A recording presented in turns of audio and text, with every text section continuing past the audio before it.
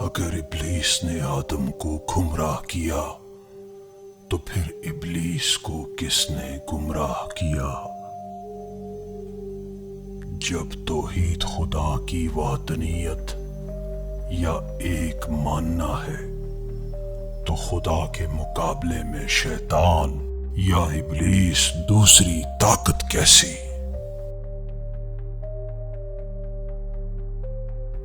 اگر شیطان بھی ایک خدا کی بنائی مخلوق ہے تو دوسری طاقت بن کر اپنے رب کا مقابلہ کیسا؟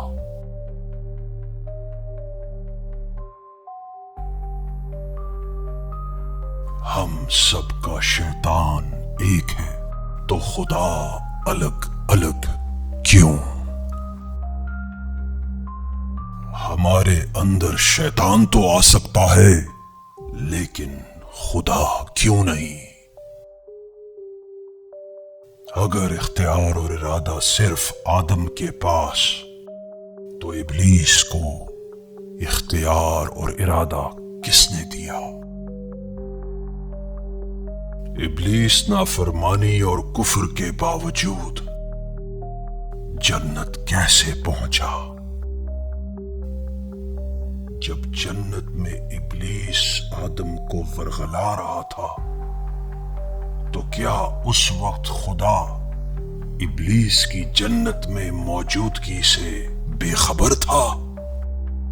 کہیں آدم ہمارے ہی نچلے اور اونچے شعور کا مرکب تو نہیں؟ کیا آدم 9800 سال پرانے کسی شخص کا نام ہے یا آدم ایک ذات کا جس میں مرد اور عورت دونوں ہی شامل ہیں؟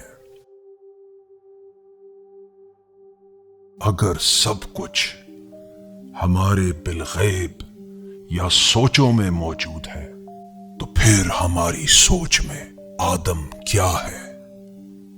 کہیں اللہ اور ابلیس ایک ہی سکے کے دو رخ تو نہیں؟